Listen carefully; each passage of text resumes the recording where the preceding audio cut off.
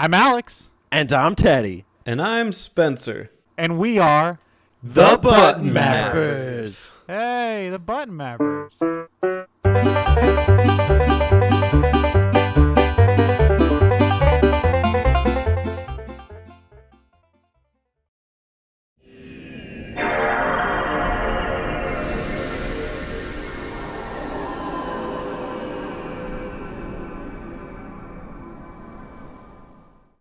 Welcome, everybody, back to another Game Talk. Game Talk. This Game Talk's a very special Game Talk. We're going to talk about games on the console with the most games. What game is that, What console is that, Spencer? The game... Sega Saturn. The console is PlayStation 2. Oh, I thought I heard Nintendo Saturn for 64. a second. What did you say about 64? No, I said PlayStation 2. He said it's not as cool as the Sega Saturn. That's what he said. Wait, Sega Saturn? You mean, isn't that like one of the worst consoles that was ever released? On that note, hi, Chris. What's up, BioPhoenix? Hey, what's good, everyone? The Phoenix rises in the call and in the chat. What's that? I hear in the distance. We brought BioPhoenix on, the PlayStation 2 aficionado. He knows probably more games for the system than all of us combined, and we probably won't put that to the test today, but we could definitely test you somewhere. Where's that, Alex? On Apple Podcasts and Spotify, and if hit up the Discord where Chris is going to list every single game created for the PS2. Okay, so first it starts off with Big Mother Truckers, and then after that, it's I was just thinking about the Big Mother bottle. Truckers. Oh wow, really? Yeah. That's great. Bubble Bobble, the best box art award for sure. Oh yeah, you can't forget about that one. Mhm. And okay, anyway, fuck that. we ain't gonna do that because we'd be here like all day. For sure. We'll save that for another episode. In the meantime, you know how Game Talk works. It starts with the questions. We do a little Q&A segment at the beginning of every Game Talk, and you can leave us a question for the next episode in the comments below. I've got it pulled up from the last time where we invited Alex Jones, and the first question comes from Mr. VG Mashup. Q, are frequent save points in games a must for you? Parentheses, this stems from the controversy surrounding Returnal's lack of checkpoint save system. BioPhoenix, I'm going to hand it to you. I think they're pretty much like really good to have because like losing progress is like terrible. Like I hate that shit. That's like the one thing I really hate. So I think having good amount of checkpoints or good like saves, like opportunities to save your game. Like if you want to like, let's say you're playing an RPG, you're going on like the world map. Like if you can save anywhere you want, like I'm perfectly happy with that. I'm in agreement. I think just hand the player as much freedom to save as they need and it's possible. Like if you want to do that kind of challenge, like try and reduce saves, you can. Some games like where they really make you go out of your way, like a Resident Evil where you have to go for the typewriter and you have to use ink ribbon in order to save. I mean, sometimes it drags it a little bit, but I do kind of appreciate the sparsity. How do you makes guys feel sense in about that game? Agreement. Yeah, I don't know. I think it's a game-to-game situation. I like that you said player freedom, but I would caution that if you really want ultimate player freedom, you then have save states, which I don't know what your thoughts are on save states, but I mean that certainly makes classic games easier to get through. But it also give me save states. I'm okay with them. It also kind of breaks what they were going for. It breaks any kind of difficulty they were striving to achieve. So. Yeah, I mean, if you have to design the game around, or design the saves around the game that you're playing. So if it fits the game to be able to save anywhere, then go for it. If it's the challenge you're looking for, like use Resident Evil, which is a great example, I think they handle saves in an amazing way. I think more games should strive to achieve that. So it just depends on the game. But isn't Returnal? Isn't that like a roguelike game? I thought it was a misspelling. No, it is. I don't know a lot about it though, but yeah, it is a roguelike type of game. So maybe that's just people being confused on like a AAA game being a roguelike. Sorry. I guess. I don't know the details of it. I haven't looked into it, but it just seems weird that they would talk about save states in a game like that. I thought he was talking about Eternal Quest. Oh god. That's a game that you have to use fucking save states to beat. I don't Alex, know anything about it. I just know Terry likes it. Alex, what are your thoughts on saves in games? I think it's genre to genre. I think RPGs, stuff like that, it makes sense. I think some games, take for example, you said Resident Evil. It's a good example. That game, if you had save states or save whenever you want, it would take the horror out of that game entirely because you could just reload whenever. Yeah. I think a lot of platformers lose challenge when it comes to just free saves because you kind of lose the whole like lives are pointless. You can just kind of save whenever. It doesn't really matter. Also, I think a big example of a modern game that does it well without having saves whenever you want is Dark Souls. Dark Souls is kind of like checkpoint to checkpoint. And the whole point of that game is to die and learn. And if you were to just reload from where you died, like right where you died, it would lose the whole meaning of the game. Yep. So yeah, I think it's just genre, honestly. Do you guys like the kind of roguelike? I tried like Sheer and Mystery Dungeon so many times, and I want to love it, but that game hands me my own ass by making me have to restart the whole damn game like every time you die. Don't suck. Yeah, no. You tried it? Yeah, no, I actually have that on the Vita, Shiren the Wanderer. It's a cool game. I love the graphics in it. It looks amazing for 2D animation. But yeah, that game's really hard though. Like I couldn't get like very far into that one. And I've played other roguelike games. I think there's a time and place for them where I think they can be kind of fun, but it's definitely not the type of game where I feel like if you're like one of those people who wants to like dedicate like a shit ton of time playing like just that one game over and over and over again and you just keep dying, like I think you're gonna get burned out really quick. That's what I tried to do with a lot of those other roguelike games, and I was just like, okay, I need a break. Like this is like too frustrating. Yeah. The flip side too is I have Shiren on the Wii, and that one lets you save chapter to chapter. But I'm stuck at a chapter where I'm underpowered and I can restart the chapter, but I can't grind enough within that chapter. So it's almost better to just restart the whole damn thing. So it's kind of like a catch-22. Oh, do you guys want to talk generally about feelings on save states since that kind of came up as a topic? I don't have much to say other than that I'm not gonna lie, I use them. Yeah, I've used them. I just noticed that it kind of ruins games. Sure, but it's your choice to use them. Yeah, like I don't use them all the time, but I like if there are times where I'm like, I kind of want to use them, or if I just want to use it just to save time. Like for an example, like I'm actually been playing a lot of Minish Cap, believe it or not, and I use the save state like every time I save like in the game, just so like whenever I boot the game up, I can just reload that save exactly where I saved, so I don't have to go through the freaking beginning logo, whatever. Well, I just think that when people have access to that, and like a newer generation isn't going to understand a platformer in the same way, which is fine.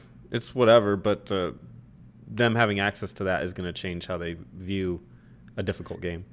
I don't think a newer generation's even going to boot up the games that offer save states. I'm using save states and I'm the older generation. But I also know how to use them, and if I want to abuse it, if the game's abusing me, well, I'm throwing it back at it. I'm like, listen, I'm all about like, sure, purist. Go ahead, play a game on the console it was intended for. I'll go out and get an N64 card of, Majora's Mask, and I'll play it that way. Not to say the 3DS one, gives you save states, but I also like the convenience factor. I think one of the best things about, and it started really with the DS. But just being able to flip the system shut and keep it on battery save and then just load it up later if you're not getting that access to that save is a real boon to the system. And the Switch has that. You keep it on power save. I love that. Same with the PS4. You just put it on power save. And it's not exactly save states, but if it makes being able to enjoy the games a little more convenient in this modern day where, we're getting pulled in all sorts of directions, I'm for it. I think it's with the times. There's a difference between convenience and save scumming, and I think save states allow for a lot of save scumming, which is not ideal. Okay. Yeah, like every time you die into a hole, it's like, oh, just gotta like redo that and pretend it never happened. Does I it think, bother you that people save scum? Doesn't bother me. I don't care. I mean, I don't think there's one right way or one wrong way. It doesn't matter to me, but I look at it in that way of like, if the developer intended you to get through an entire area without, like in one playthrough, like in one life, and now gamers can just like rewind to before they died and then just say, oh, okay, never mind, dodge it. and That then thing keep going. sucks. I hate rewind feature. But that's what a save state is. I accidentally click it. It's the same thing. Not the same, like, because there's like in the Sega Genesis thing, if you click the L button, you can actually rewind like 10 seconds. You can watch your thing play backwards. That's annoying. But theoretically, a save state is a rewind feature because you can save it where you want it and then just with a click of a button go back to that and be like, oh, I should have jumped a little higher on this one. And then I think if you save it all, you're not a true gamer. Oh, True. shit. Yeah, controversial opinion time. All Gotta games play are one- mystery dungeons. Gotta play it in one go. Hot take. No saves. Hot Oh, take you want to alert. beat Persona 5 in one sitting? Well, yeah. No. I mean, just leave your console. Go no saves. I think I did beat Persona 5 Pauses. maybe in one sitting, or one quote unquote sitting. And you just, with now the games that are on rest like forever. Yeah. No rest. You can No rest. No save. no rest. We're gonna Gotta keep strap it on. you to the chair. Yeah, you can't go to the bathroom. You can't get something to eat. Yeah. If you gotta pee, you piss yourself. That's how this goes. Are you a That's true what the P gamer? in Persona means. Pretty much. No, I don't give a Persona, shit about that. extra Whatever. P. If you want to save state, whatever, save state. I mean, I've used like the ones that devs put in games before to like learn the game, like Mega Man, for example. I've used those, and like some of the classic Mega Mans to just learn the game. Yeah. So it can be a cool tool if you're want to go back and play some of those old challenging games. I did the same thing with Mega Man 1. I used save states, not like abuse them, but I would like, because you get 3 lives per level, and sometimes that can be cruel. And so I would do that, but then I actually went ahead and I played the original back without using any save states immediately after that. Mm-hmm. Yeah, see, I just saved right before the boss. It's basically the same thing as like having infinite lives. Especially with those NES games, man. Like I don't know. Do you want to play an NES game the way it was intended to be played, Spence? No, I choose not to play NES games. I have no desire. Oh, come on. You don't want to play Ninja Kid or whatever? Ninja Kid Radical Ninja, yeah. No. I'll pass. All right. Join us next time for Clue Land, no save state, all 20 Can you complete even level. save in Clue I Land? don't know what if You can't even save it half these. What are NES the rules? You play till your eyes burn. There we go. You play till you die. Oh, shit. 2 players, 2 Clue Lands. Only one will come out alive. To the death. To the death. All right. Let's move on to the question master, Mr. Terry 309. As the question master, he gets 2 questions instead of 1 that he gets to ask in Q&A. His questions come at the end of a very long essay arguing against the concept of World of Warcraft, which I encourage you to read. And The concept. At the end, He's arguing against the concept of a game. That was a very interesting read. I don't give a shit. 10 out of 10. World of Warcraft isn't Warcraft. Questions. What games were popular prior to the 2010s that you never got into, and why? Spencer, let's start with you. Call of Duty, Call of Duty. I guess. I don't know. And why? Why? Because I didn't Yeah. play consoles, and I Oh, didn't, you have, fucking I noob. didn't have a decent PC. My PC was strictly for playing League of Legends. I was hopelessly addicted and didn't care about anything else really. I pretty much that whole generation around there, I just ruled out most games because I was just so angry at them. All right. Thank you. Alex? So angsty. Yeah. I don't know, man. I don't know. I can't think of All one right. right now. Thank you. Chris? I'm thinking. Come back to me. Come back to That's me. fine. Yeah. Chris, you got anything? No, I just said that, like, yeah, it's kind of hard for me to think right now. So, like, a game that we didn't get into that came out before 2010, right? Mhm. Oh, that's easy. I'm sorry. I was thinking Oh, you like go. before last generation, like before the generation. Before 2010, oh, fucking Assassin's Creed, all those games. Hmm. All 48 of those games that came out before 2010. But like every 3 months there was an Assassin's Creed game coming out, and my friends were like, "Oh my god, I can climb on buildings and stab guys again," and I'm just like, I don't get it. Man, okay, this is, yeah, I'll say this. It's actually it's another Ubisoft game. It's the Far Cry games, like the first like two. Yeah, the first two came out before 2010, if I remember right. I think 3 came out like 2011, 2012 maybe. I forget. Anyways, yeah, I thought those two games, like the earlier ones, they were okay. I wasn't like crazy about them. I mean, the second one was kind of weird because like you can like literally like your guy literally has malaria and you have to deal with that in a video game. Like Hmm. it's like Hell yeah, so weird. Sign me my up. favorite genre.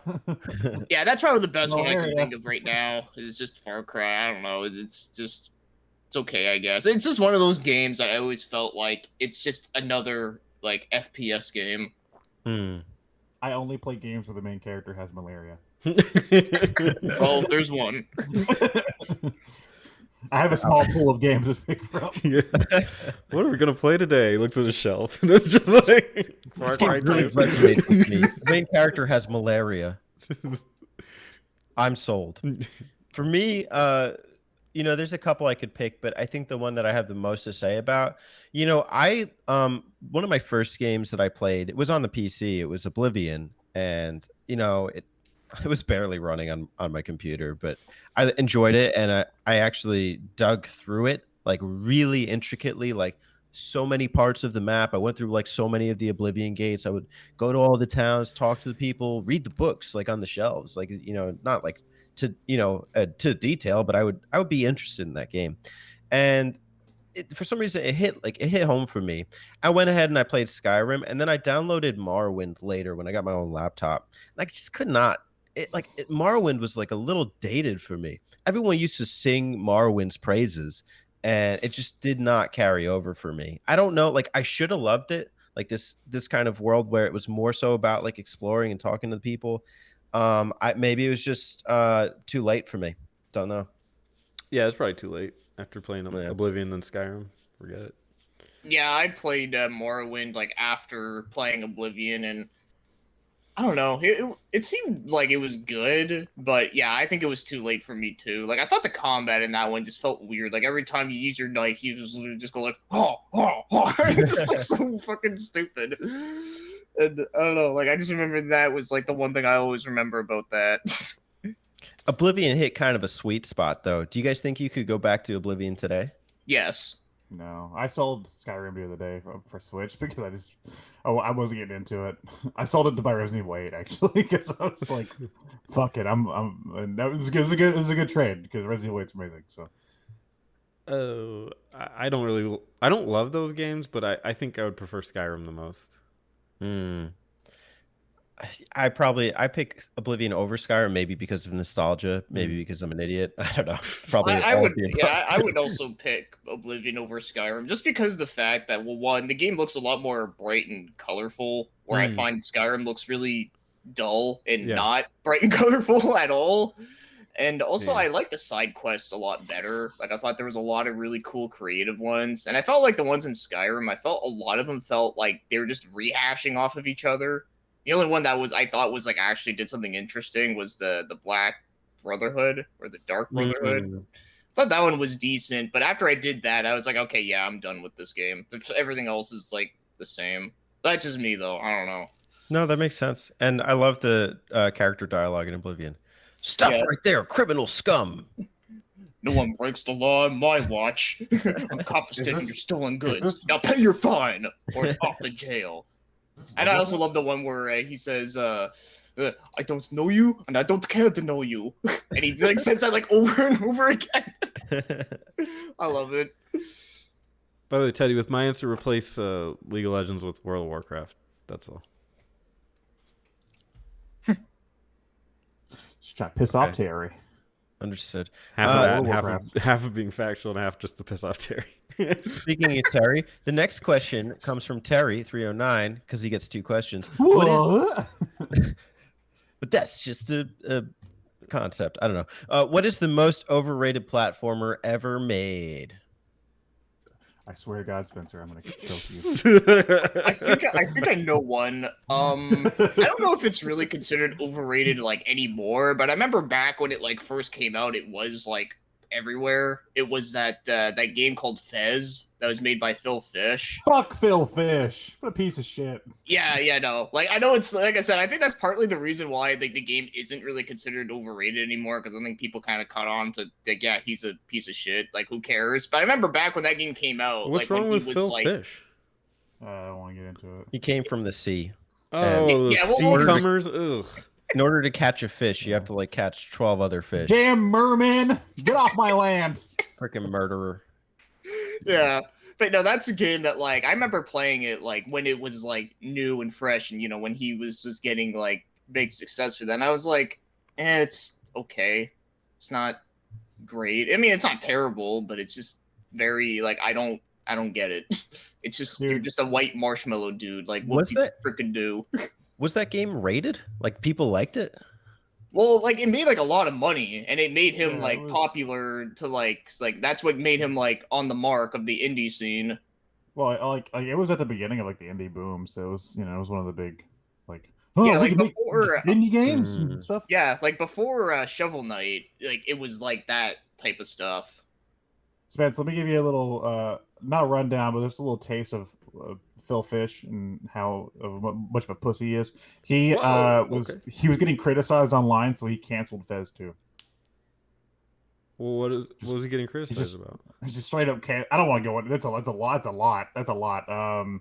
But yeah, he just straight up canceled Fez 2. It was like games canceled. We'll be back for another episode on Phil Fish lore. No, we're not doing a Phil Fish episode. That Until then, You could read up on that yourself. Spencer, Fuck it. If you fucking don't you fucking do it. let him talk, okay? He's just probably gonna say Nickelodeon Kart Racers or SpongeBob Bikini Bottom That's that kart racer. How is that a platformer? because you drive up platforms. Let Spence talk. I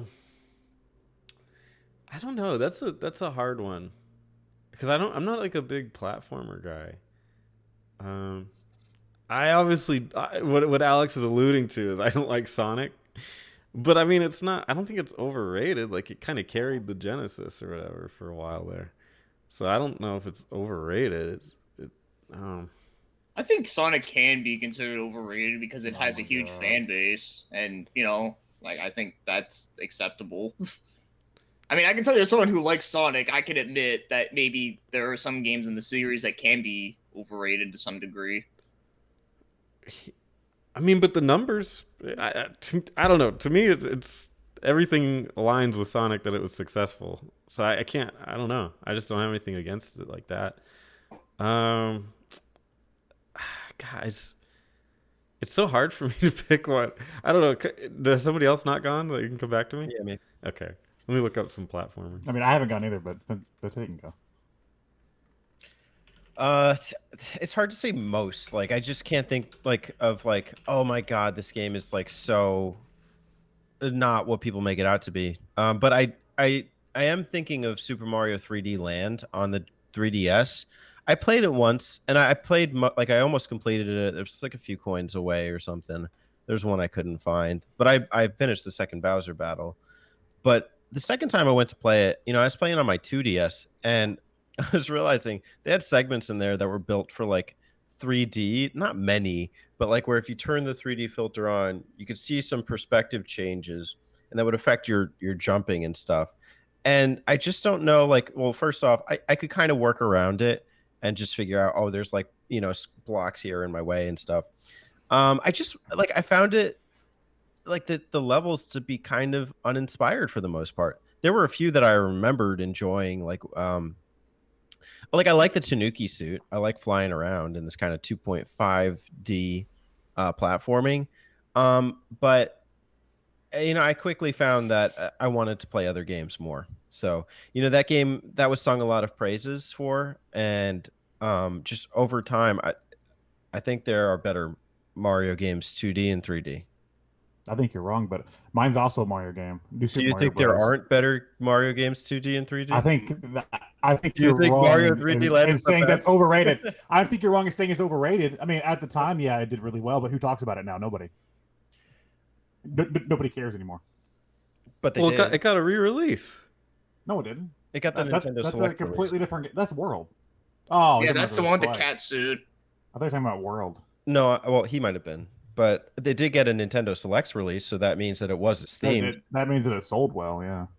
So Fucking that Yoshi's new rated island. high. Yoshi's New Island got a re-release on Select, and nobody gives a shit about that game. So again, And to be honest, they're probably comparable. I don't know. Anyway, I didn't mind that game. I'm picking the new Super Mario Bros. Games. I fucking hate those games.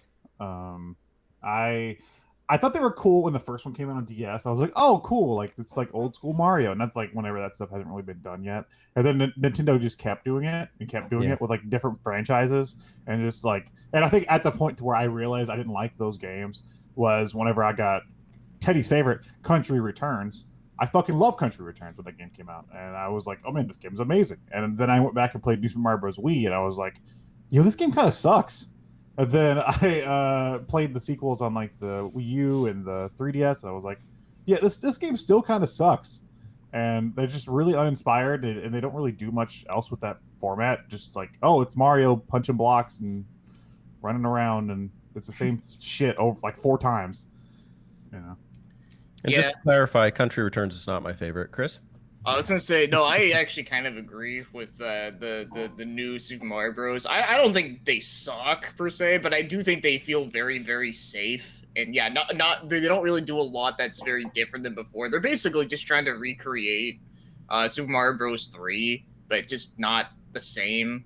Like for one, they like recycle like the same like themes. Like, you know, the first level's always like the hill zone, and then the second level's always a desert zone. Like, why does it always have to be that? Why can't they just pick something different?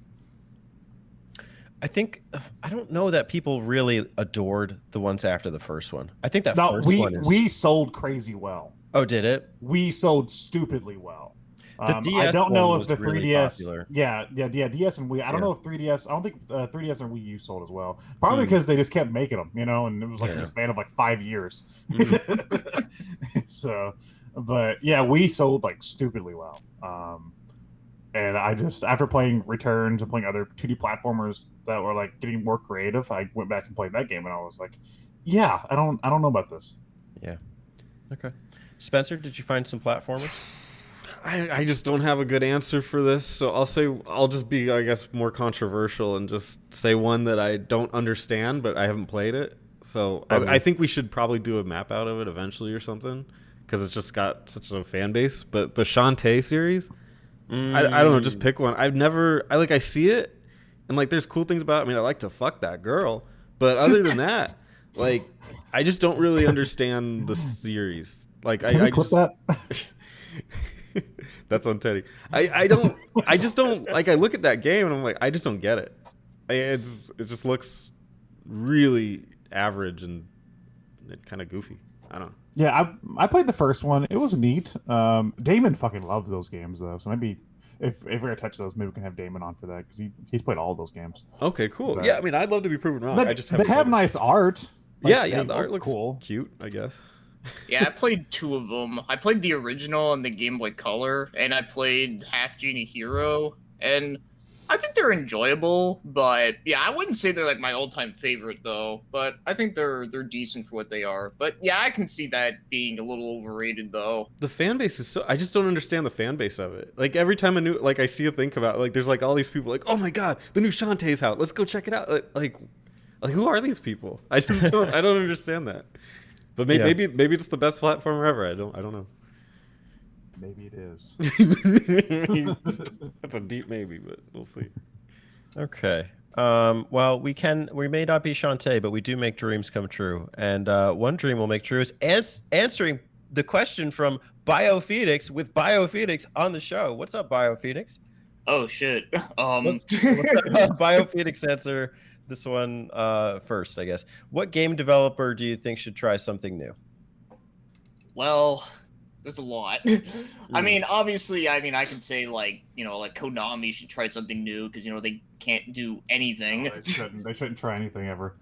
Yeah, but you know, I like to see them at least try and do something decent. You know. They should sell all their properties and die. Yeah, that too. But no, like if I wanted to get like an actual answer, let's see. Like, here's the thing. I'm a fan of like Tecmo Koei. I really am. Like, I still like all their Dynasty Warrior games. But as much as I like those, I do kind of wish they kind of went back and like do what they used to do back in the day, where they actually did experiment with other genres. Like, I remember there was one game I reviewed that came out on PS1 called Enigma, and no, it has nothing to do with the band, although that would have been awesome. But anyways, though, it's like it was like an adventure, like sort of survival horror, but not without the horror theme. Like it kind of had like an Indiana Jones theme. It was really cool, though. I didn't like the boss battles, so that was the worst part about it. But anyways, though, like I thought the game like had some really cool ideas, and I was like, you know, it'd be really cool if they made another game like this again.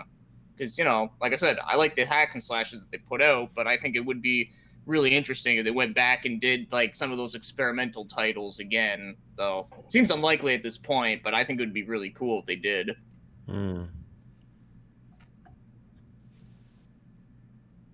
That it would. I'll go next. One company, I always do not know the difference between developer and publisher, so I'm not going to go there. Like, let's just consolidate those two for me. You know, I'm special. Milestone did a couple shooters on the Dreamcast, and then they got ported to the Wii in the form of Ultimate Shooting Collection, and that's like all they're known for. And it's really a damn shame because those are some great games. It was Carouse, Rattergy, and Chaos Field. Chaos Field was also on the GameCube. I don't know if I think Milestone may have had something to do with that. But these guys should be bringing us spaceship shooters that are like, you know, trapped in Japan or something. Like I don't know what their funding situation is. I don't know if they've been bought out. But kind of a damn shame. I would have liked to see more from them. Yeah, I've never played. Well, I played Chaos Field, but that's it though, so I can't say much on that. It's a little bit different than the other two. The other two are more like they have like the bars against the sides, so it's kind of like you know, you just look in the main screen. Oh, okay, yeah, like Castle Shikigami. Mm-hmm. Chaos Control. Sorry. I had to look it up because I'm kind of like Teddy. I don't necessarily know those details so finely, but I would say Intelligent Systems. They're mostly known right now for Fire Emblem, which to me is just the worst direction they took that series. It's just like some anime kiddie game or something. It's bizarre. They also make WarioWare games, which that's kind of creative. And then they make the Paper Mario games, which has just been a disaster, like one after the other. I think they need to. I mean, they have Advance Wars. They should go. Didn't they do Codename Steam? Yeah, I don't know much about that one. I haven't played that That's one. different though. Well, it's like that tactics kind of game, right? But you play as the presidents. Yeah. I don't know. Or somebody. I think they should. There's a cat, man. That's not a problem. I haven't played it though. Oh, really? Yeah. I played a good 6 or so hours. It's okay. I think they should bring back Advance Wars, which almost is counterintuitive to what the question was asking of do something different. But yeah. I think there is a group of people that would like to see Advance Wars come back. And then try something different. I don't know. They seem like they're capable. I just don't think they're like when I played the Origami King. There's a lot of cool stuff there. Like that's a really cool game. It's just not a Paper Mario game that anybody would want to play. Yeah. Like so they have talent. They should just push it in a different direction. And to clarify, the question is try something new. So I mean, it is a new thing to bring Advance Wars back.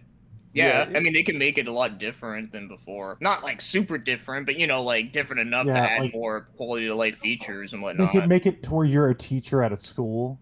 That resonates with me. At the advanced school. Yeah, at the school advance. Yeah, just they're all hot. They're all really hot. Yeah. You'd make a good artillery girl. We should date. Thanks, senpai. I would have to pick. It's a hard choice for me. But I would have to say one developer that I think is underutilized their capabilities is Supermassive Games. They made Until Dawn whenever the PS4 first came out. I really liked that game. They mainly do like narrative-driven games, kind of like the Telltale style, and I don't think people care for that style much anymore. I think it's kind of fading away. I think like the only people I know that still do it are like fucking the Life is Strange people. Okay, So let's not go there. so Supermassive is still making those kind of horror games. Like they're doing the Dark Picture series. That they're about to do their third one, and I think it's their last one of that trilogy that they're going to be doing. For what I know, but I would like to, because they do such a good job in like creating that like atmosphere and world and stuff. I like to see them take like another step into the horror genre and try something beyond just the narrative driven games, where you're just asking questions and like talking to people, because it's basically like a movie. I like to see them like actually try their hand at making a horror like experience, because Until Dawn like was awesome, but it also loses replay value because it is just like a movie like narrative thing, like Yeah. like you play through it once or twice and you basically seen the whole game, Yeah. so I'd like to see them try something like that. Yeah, it'd be cool if they made like an actual like Silent Hill type game. Yeah, because they have they have really good stories and like ideas. It's just when you put them in that structure of just like talk to Fred and ask Fred a question, and then like the story progresses, and then like you get an outcome based on that. You don't really have much to work off of. You know who I'd like to see do something new is Sega, because you know what, I'm getting tired of just Yakuza and Sonic. They've been letting other developers make their old IPs though, so I guess you can count that. Yeah, I mean, we got Streets of Rage 4 just came out last year. Yeah, we got Streets of Rage 4. Then there was a remake of Panzer Dragoon. Like, who? Like, I thought that would like never happen. But they're not doing it. Yeah, but they licensed it out though. But they're still allowing the games to be made, which is still cool. I mean, I'm not saying it's not. If cool. they're not going to, cool. They're not doing something new. If they're not going to do it, they're going to let other people do it for them. I think that's still. I mean, it still counts. And it works and it doesn't, because Panzer Dragoon, any serious fan of the game, like had a bone to pick with it. But Streets of Rage 4 is fucking amazing. So. Yeah, that's what I'm saying. It's works both ways. Yeah. So Sonic Mania, they've been they've been doing that for a while. They did like the Toe Jam and Earl Head thing and one. Wonder Boy's been doing it for a while now. Yeah. So I agree with that philosophy. It just seems like they may be a bit lazy. Maybe a tad, but I mean, I don't know. I mean, I think they're doing like pretty good with the Yakuza games. Like, I'm not sick of them yet, which is a surprise. Did you hear recently they're all changing to the turn-based? Yeah, I heard. Yeah, I heard about that. That's kind of cool. Yeah, the Yakuza games now will be the turn-based games, but the classic like beat 'em up stuff will now continue with Judgment. Yeah. So they're still having two. They're still having the two series now. They just kind of split it up. Remastered Binary Domain, damn it! I want that. All right, cool. Next one comes from Axel Wolf. What is your favorite? Oh, sorry. Oh, sorry, we had a wolf. Oh. Okay, good. What is your favorite video game based off an anime? I know a lot of people despise anime games, but I still pick them up from time to time. Damn it. Mine is definitely not Naruto Ninja Council. Can I opt out? Nope. Alex, you're first. No, I can't opt. No, mine's the Game for Game Talk. Oh, well, pick a second favorite. No, I don't know. Probably something based on One Piece. Okay. That works. Just I don't know. Just throw like One Piece Warriors or one of those fighting games. I don't know. Okay. I'm probably gonna go next because I'm probably like the biggest weeb here. You're underestimating Spencer. Yeah, I'm pretty weebish. Oh yeah, we got some competition here, but anyways, yeah, there's quite a lot that I know that are actually pretty good. Yeah, there are some that are crap, but I try my best to just stick to the good ones. Like I know one that I've always liked was, like when we were talking about Yakuza games, is that I really like the Fist of the North Star Lost Paradise. That was a really good one. I also like the Dynasty Warrior one on PS3 called Ken's Rage. That one is great too. And if I were to name like one other random one, I'd say like some of those Dragon Ball Z games on PS2 were really good too, like Budokai 3 and Tenkaichi 3. I had a lot of fun with those. Nice. Good picks. I'm gonna Spe- cheat, but I think I'm still right. I'm picking Pokemon Yellow. Cheater. Cheater. Cheater. I'm pretty sure the game came first. I think. Busted. Are you sure? I might be. Because Might be. Yellow was designed around like the whole Team Rocket and the Ash character. Red and Blue may have come out earlier. Because I know Red and Blue came out first. Yeah. And then I was going to pick those. And I was like, oh, wait, no, the anime probably came out after that. But I think Yellow was made after the anime. And people can't see. Hopefully, we won't be showing this. But Alex is God. putting up a very seductive picture behind him in his background. Join the Discord for exclusive clips. Oh God. I forgot I had this on my hard drive. I'll put this in content spoilers. Right now, we're digging through Alex's image hard drive, and I'm getting more worried by the moment. What was the question? Oh, wasn't it like favorite game based after an anime? Okay. What's anime? Well, you see, it's like no. Okay, I'd probably go. I'm not a big anime fan, but there was a Yu-Gi-Oh game I liked on. I don't know if it's explicitly based on some, installment of the series, but I can't remember if it was on Game Boy Advance. I think there was one, and I really liked the card system. It was, there was like some collectible aspect to it, and I was playing with the cards at the time, so I enjoyed Yu-Gi-Oh on the Game Boy I think Advance. the heyday was a GBA, so it was probably that one. Yeah. Yeah, there's a few on there. I know there's Destiny board, and then there's I know they have like tournament year number so and so. There's Dude, that was my freaking jam. Yeah. I played the shit out of that one. But yeah, I think there's like, because they had two different styles. They had like the traditional Yu-Gi-Oh style, and then they had like an RPG styled one, like two of them that were RPG styled, like Sacred Cards or something like that. I can't remember. Secret cards, yes, yeah. Yeah, they were fun. They were fun. Mm-hmm. Yeah, funny enough, I actually thought about bringing up a Yu-Gi-Oh game in our discussion today, but then I was like, oh, but I already talked about a Yu-Gi-Oh game the last time I was on, but it was a terrible one. Was it going to be Duel of the Roses? Yes, I fucking love that game. Rule of Rose. No, not. It's like, which one would you rather play, Rule of Rose or Duels of the Roses? We know where half the collecting community goes. Yeah. Dude, there's still a copy of Rule of Rose at my local game store that nobody bought because it's $400. I just see it when I go in there. I'm like, yep, okay. Honestly, you're not missing out. Okay. The next question comes from TurboZone. Turbo. Q, what's your favorite game for your least favorite console?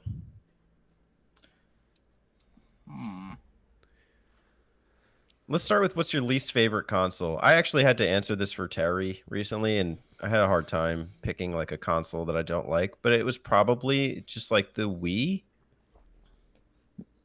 I don't know. Hold on. So you're telling me you like the Wii U more than the Wii? Wii U fan number one over here? Not number one. Wii U's probably second least favorite. I don't know. No, maybe the Wii U's least. I don't know.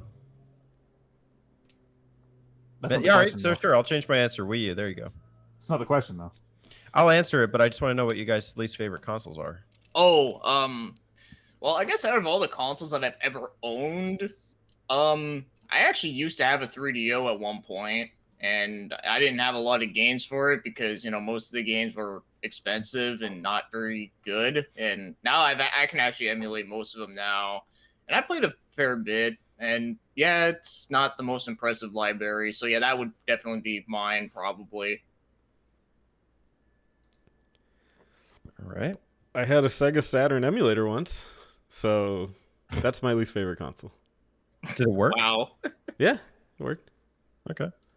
Yeah, Saturn emulation's actually really good. It's just you need a good computer to do it. Okay. Oof. Least favorite console's hard. I thought about I posed this question without thinking about my answer. I should have done that because I'm on the show. Oh, I don't know. Probably just a Vita, I guess. All right. So now let's turn key to the second part. Favorite game for that console. I'll go first. Lego City. It was pretty Oh, good. I like how it used the gamepad. I don't like that about a lot of games. Either their negligence of the gamepad or that they completely blew it. Star Fox Zero. I've always wanted to play that one, but not on the Wii U though. But I thought about playing it either on PC or PS4. I heard that the load times on it are a lot better in the newer ones. Favorite game on the 3DO, Bio? Let's see. I remember there was a Yu Yu Hakusho fighting game that was kind of cool. It wasn't great, but it was playable and amusing. So there's that. There was also oh yeah, there's actually a game with my name on it called Phoenix 3. And I actually used to own a copy of it at one point. And it's like this weird like side scroller, like kind of sort of like Contra, but not as good. And it actually has like live actors, like sprites in it, like digitized sprites. So like when your dude's like walking around, it looks really janky, but it's funny. Yeah. Like it was okay, but yeah, it was more hilarious than anything. Like I remember whenever you'd kill a bug, like there would be like so much gore coming out of the bug. I'm like, that's a little excessive, but okay. But yeah, that's my answer. Favorite game on the Saturn? Emulator? I will say Shining Force 3 because it's one after Shining RPG. Force 2. Because it's an RPG. Wow, you're lame. I mean, hey, that's a good game. Has he played it? Tiny bit. Fucking liar. No, I did. That's actually why I got the Saturn thing. No, okay. So I could try Shining Force 3. I was like, I don't know. I'm sure there's good games on it. Sega's never been my thing. Should have said Super Columns. I'm going to say the Vita. I've only owned like 3 Vita games. I'm gonna say Earth Defense Force 2, because it's Earth Defense Force, and there's 2 of them. EDF. The Vita was cool. I liked it, but I mainly found that I was just using it to play like games that existed already. Yeah, that's the problem. Me is that like I can think of other Vita games, but they're just games that I've played on PS3 or PS4. Yeah, I agree. And it's like, what have I played that's only on the Vita? I'm sure if we lived in Japan, our opinions would be different, but we live in America, so it's just like port crap. Yeah. No, I still have a Vita, and I still like it, even though I haven't played on mine in a long time, but I still think it had, like, some good games. It's just unfortunate that now, like, a lot of the games that were exclusive on it are not exclusive anymore. Like, for an example, like, Persona 4 Golden, like, you can get that on PC now, and then, you also had, I know there's that one Sly Cooper game, that was on both Vita and PS3, and then you got, like, Odin Sphere was on Vita and PS4. Like there's a bunch of games like that you can get it on like multiple ways. But I will say that the hardware was impressive though for that console. Like for example, when I mentioned with Odin Sphere, playing it on the Vita, like it felt no different than playing it like on a console. Like there was no drawbacks to it. That's cool. Yeah. I never owned a Vita, but I always admired the fact that if you download something off the PS4 store, that it might actually be playable on both your PS3 and your PS Vita if you link your account. Yes. There for a while, they would actually promote that on PS3 games. Like I have a few PS3 games that had the cross-buy thing, like PS All Stars, like a few of the Ratchet and Clank games and stuff. Like they had, whenever you bought it on PS3, they actually just gave you free Vita versions. Yep. And like that was cool, but also I think it does kind of like hurt the Vita in a way because again, like whose favorite Vita game is Borderlands 2? Like the games are on other consoles. Like there's really no reason to own the thing, so it kind of hurt the Vita. Like I would probably say if it didn't have a PS4 port, I would probably say Tearaway, but I can play it on PS4 and it's better on PS4 because it's got improvements and stuff. So fuck. It's true. It's a good point. What, you guys don't like Death Junior 2? That's on PSP. All right. PSP is great. PSP's got good exclusives. So. It does, yeah. Cool. I just gotta check if there's one from Bruno. I don't see if this is a question or not. Oh, yeah, he does have one. Okay, cool. For some reason, YouTube's weird about that. Anyways, Q for next game talk. This is from SNES Mapper. What is your favorite local pizza joint? Plug for local pizza places in case viewers travel and live near your areas. Ooh, should I start because I'm the New Yorker? Yeah. Yeah. No. Okay, cool. So I'm going to start in spite of Alex not wanting me to. So in Queens, there's actually a few that I really like. We have a local one that does an awesome kind of thin style with, and they also have a pesto slice. They got lines out the doors.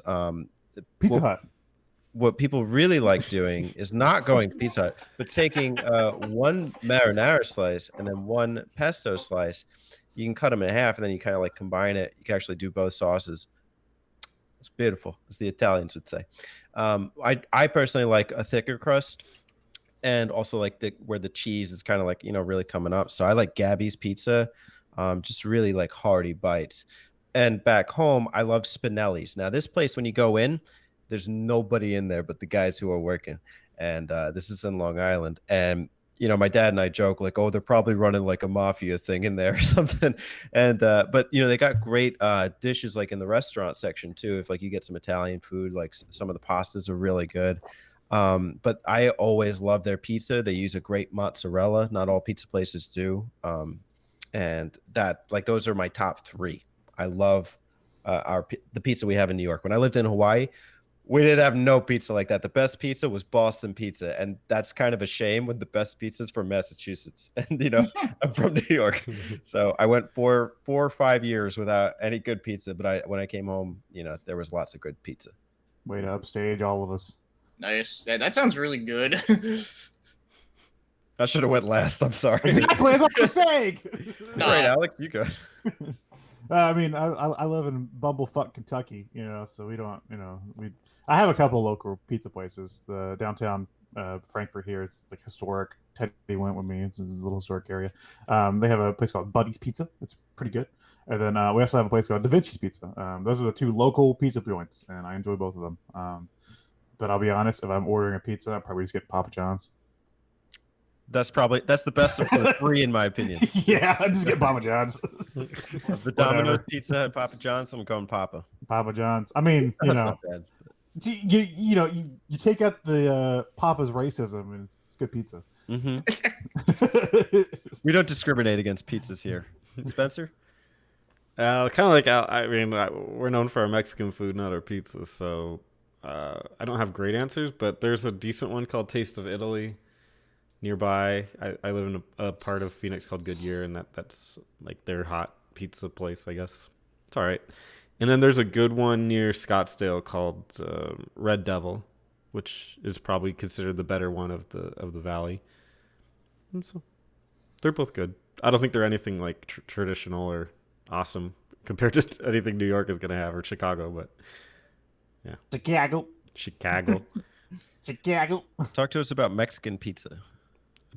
It was a menu item on Taco Bell. I don't know if they got rid of it Man, yet. like whenever you buy like a Mexican, like I've got like a frozen Mexican pizza, and like they put like crushed up tortilla shells.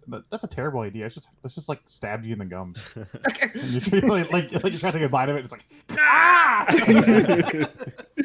whose idea was this? It toughens the gums. It's good for you. It's good for your gums. Good for your gums. Chris? Yeah. I don't know any in like the area that I currently live in because I haven't lived here long enough, and I haven't tried many restaurants because most of them are either closed or they have like weird hours. So I'm gonna name one of when I used to live in Ottawa. It was called Colonnade Pizza, and this was the interesting thing about it was that it wasn't like a traditional pizza place where you can literally like order out. It was literally like one of those like fancy restaurants where like you actually like dine in on like really nice seats just to eat fucking pizza. But it was like really good though. Like I remember like the pizza like crust and like the bottom was like always like really thick and huge. And like, oh man, it was so good. Like it was definitely one of the best pizza places I've ever been to when I was living in Ottawa, for sure. I will say that if you come to Kentucky and you visit the capital, do not go to the pizza joints. go to Gibby's Sandwiches. I was actually going to take Teddy there when they came down, but they came down on a Sunday and they're closed on Sundays, which was sad. But Gibby's got fantastic sandwiches, and all the sandwiches are named after streets in our town. Oh, that's cool. They do a really good French dip, and it's fucking awesome, and I love it there. And I was sad I didn't get to take Teddy. So Go to Alex for Gibbies. Go to Teddy for Gabbies. hey, Hey. go to Spencer for The Gobi's Desert. Buddies. Gobi's Desert. I'm from Rancho. Okay, cool. That's a good question. I like that. All right, last one. This comes from a certain fella known as Majority. Posted 5 seconds ago. No, actually, it's 1 second on my screen. If there was a Clue Clue Land anthem, what would some of the lyrics be? Oh man. Oh, Clue Land. Oh, I can't. Your By gameplay the- is boring. You make lots of shapes in the shape of Mario. Just fucking kill me. All right, we can move on. I won't make you guys suffer through this. Okay. Well, that was a great episode, guys. We'll see you here next. Oh, wait, we're doing game time. How many times can we do this fake out? Let's Oh, go. we got you this time, didn't we? This is the Game Talk for PlayStation 2 month, where we're talking all things PlayStation 2. And we're going to start with BioPhoenix. BioPhoenix was one PlayStation 2 game that you brought to the table today. Okay, so before I get to my game, I just want to say that I actually got the PS2 pretty late. It was about like late 2005, early 2006. I want to say it was late 2005. I think that seemed the most accurate. So, yeah, I that's when I got it, and there was a couple of games that I've gotten that that came out earlier that were pretty cheap to get, and I've was building up over all those times. And of course, there was one game that that really made me really want to get the system that I really wanted, but the game was like really hard to get, and it wasn't like an expensive game either, because this was back then when games were actually affordable. So yeah, so the game that I was looking for, it was cheap, but I would just never be able to see it anywhere I go. And I went to like multiple stores like many times, like throughout like a month, and yeah, it was hard to find. But anyways, the game I'm talking about is it's part of a series that I really love the shit out of. You guys that know my channel, you probably know what I'm talking about because I never shut up about it. And that's the fourth Deception game called Trapped on PS2. Came out in 2005. Made by Tecmo before they merged with Koei. I don't think it was strong. I'll take you on. Headstrong. Oh my I'll take God. on. A trap, right? Yeah. The funny thing is, that was like the first thing I thought of when I heard that name back then. I was like, why did they name this game this? This is so stupid. And the other thing too is that like on the logo of the box, the R is like backwards, like how like the logo is on that band. So I'm like, what the fuck is this? But no, thankfully that song does not play in the game because Thankfully, what? That's amazing. Because Save that for a different game. One that's not about deception.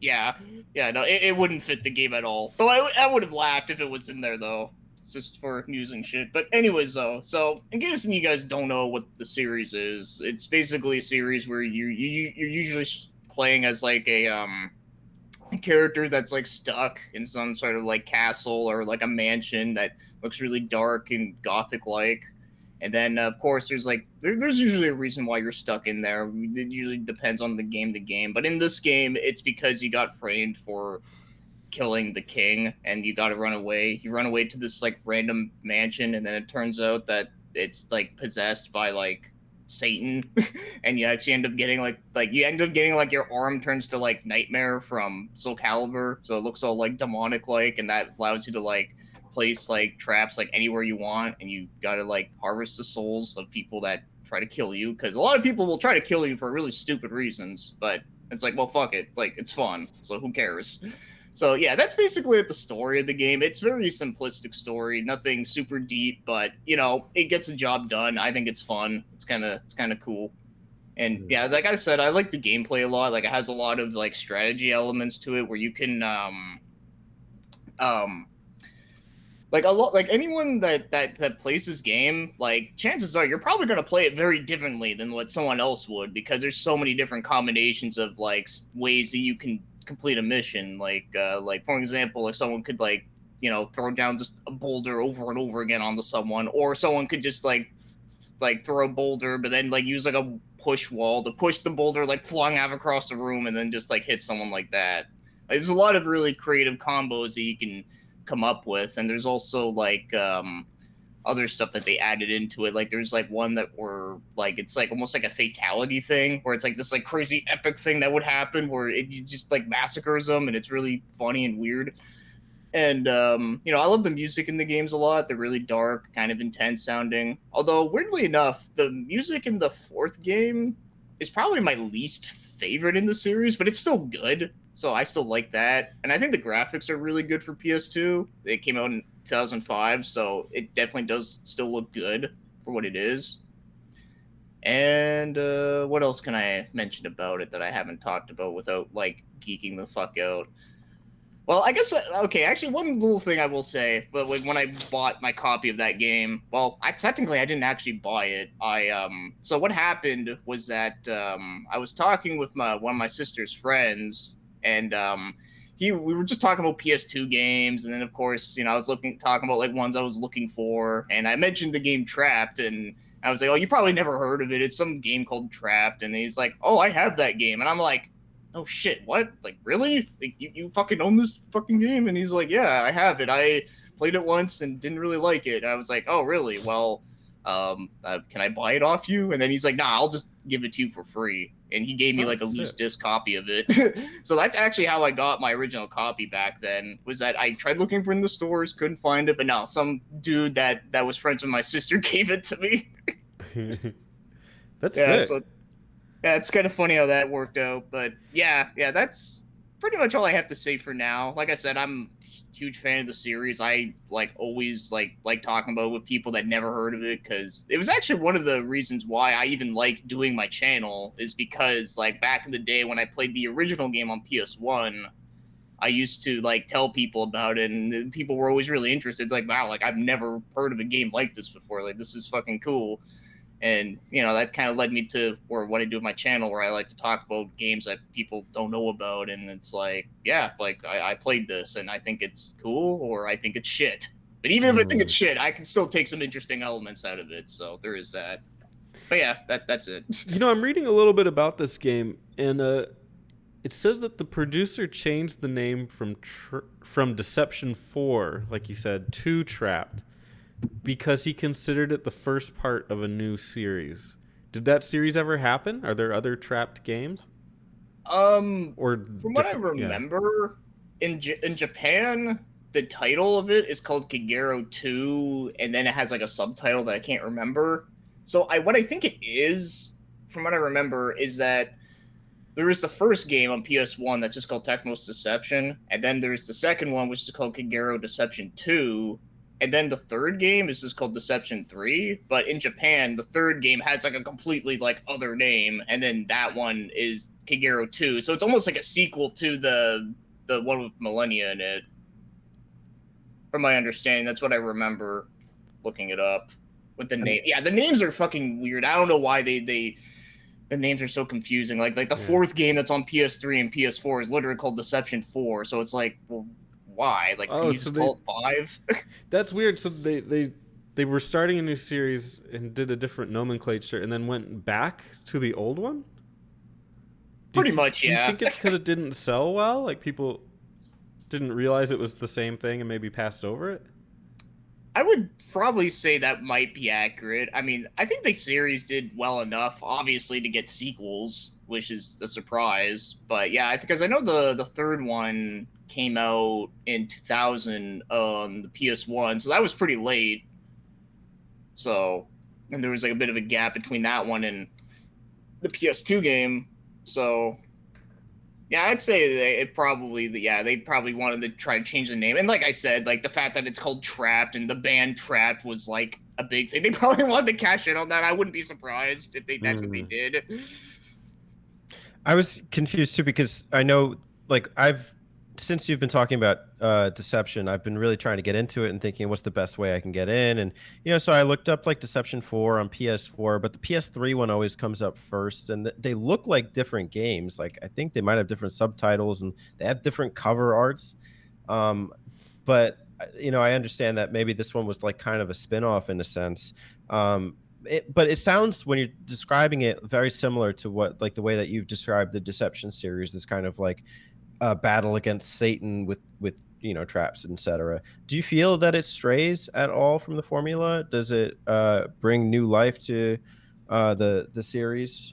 Which one? The fourth game, like the newest one? Trapped, the one that you're talking about. Oh, that one. I think the story concept is very similar to the very first game, but only that it's not in first-person view, and you're controlling a princess, not like some prince who you can't see yourself in a mirror. So there's that. When it comes to the gameplay elements, I mean, I think the one thing that was a huge improvement over the older games was that it was the first one to not have tank controls. Like, you can actually like move around like a normal person. So there's that. That was a big improvement because, like I said, all like the two other ones on PS1 that were in third person, they had tank controls. So, if you weren't a fan of that, then yeah, you probably would like the Trap better because, like I said, you don't got to deal with that. So the series started on PS1? Yes. Right? Oh, okay. I don't know anything about the series. So. Yeah, it started in 1996. And it's stupid expensive to get that PS1 game. Sadly, for many years, that game was like dirt cheap all the time. Like, I used to see it for like $20, like, or less. And like every time I'd see it and I'd have enough for it, I would literally buy a copy and then just give it to people. Just be like, here, take this game. You'll love it. This is like... It says that the developers experienced difficulty in creating the enemy's artificial intelligence due to them behaving differently depending on their personality. That can be true, yes. Some of the AI characters, mostly like the ones that you first fight, are always going to be like really stupid, where they're always going to like run into the same shit over and over. But I feel like as later on, like when you get further into the game, they do get a bit smarter. Like, they still do make some stupid mistakes here and there. Mm-hmm. But I do think like most of the times, like the different classes will like have like different like effects. Like, for example, like there's like, I remember there's like a certain archer character that you meet later who can't like get hit by like certain things, so you kind of have to change up your strategy. You can't use like the same shit they used against them like before, so you gotta like do stuff like that. And but when it comes to like the AI itself, I think it is a little inconsistent, I will admit, but at the same time, I kind of feel like if the AI was too good in a game like that, I feel like the game like wouldn't be like that fun, because like they'd be like impossible. Like, there would be no way for you to kill them. Well, like, dodge everything. I know it's not a tower defense, but it kind of reminds me of the concept of like a tower defense game, which I've always been super into. Are you familiar with tower defense games? Oh yeah, I used to play that shit all the time on Mini Cliff. Oh hell yeah! Anyway, how do you compare and contrast it to like a tower defense style game? Well, I guess for one, like in Trapped, you don't have like a goal post that you need to like defend constantly. So there's that. You basically, well, the only thing you're defending constantly, I guess, is yourself. You don't want to get hit by a sword or arrow or magic spell or whatever. So I guess there's that. But yeah, I don't know. It's very unique. That's the thing that I like about the series too, is that it's really hard to define it as a genre, because it's like, okay, what is it? Like, is it like an RPG? No. Okay, is it like a horror game? No. Is it a strategy game? Kind of, but yeah. Like, I don't know. Like, I almost feel like it should be like its own genre. Like, because I know there's another game I reviewed last year, I think. It's a Japanese only PS2 game called Aku Daikan, where it's literally like the same concept, where you just have to trap people that are trying to kill you, but instead of it being in like a gothic horror setting, it's in like a campy Japan setting where it actually has like live action cutscenes, like a 3DO game, and it's goofy as shit. And yeah, so I was like, after I played that, I was like, yeah, this could be like its own freaking genre. There's just not enough games to make that genre. There is a genre for it's called trap music. Oh, Headstrong, I'll take you on. yes. Are you hearing that beautiful Hey, music in the strong. background? Take on anyone. I got the ice cream truck playing in the background. I was wondering if it was getting picked up. Oh, What? I thought you were What? talking Ice about cream him truck. and his blobbering. You guys want a SpongeBob pop? Yeah, with this melty eye. Oh, with the actually eye do. where it's like literally like on like his like mouth. I actually do. Those are delicious, dude. They're good, but they just look like such nightmare fuel when you open up the package. Yeah. SpongeBob's eyes, delicious. All right, who's next? I can I'll go go if you want. next. Oh, go ahead, Alex. No, go ahead, Spencer. Oh, okay. You go first. Okay, I'll go next. You go first. Who's on first? Who's on first base? You know what? Do you want to play a classic round of rock, paper, scissors? Sure. Let's do We'll be it. the judges, Chris. All You right. can't judge what? The victor. Who wins? One of you is a cheater. Ready? Yeah. Rock, paper, Wait, hold scissors. on, wait. Are we You going do it. on? Are we going on shoot? Are we going rock, paper, scissors, shoot? Are we going rock, paper, scissors? Then just how are we doing this, Spencer? Dude. What's You your do rock, John paper, Kent scissors? Home. You can do that way. Give me your rock, paper, scissors nomenclature. To me, you don't do a shoot. It's the on scissors you pick. On scissors. Okay. Yeah. Ready? Rock. Rock. Wait. paper. And whoever wins picks. Is that what it is? No, whoever wins gets to go. Okay, whoever wins gets to go. Okay. Okay, ready? Rock, Rock, paper, scissors. scissors. Okay. Looks like you I won. couldn't judge it. Chris, could you? Yeah, no, I saw. Yeah, Alex won. I get to go first. Fuck you, Spencer. I get to go first. You You got guys were me. so nice up until this point. What happened? When? You were like, no, you go. It's fine. Then we had to drop the F-bomb. I don't Alex, want what to did you go. get? You can go first. I don't want to. You go. Spencer. Well, yes, I will gladly accept my victory. Yes, I guess I'll go first.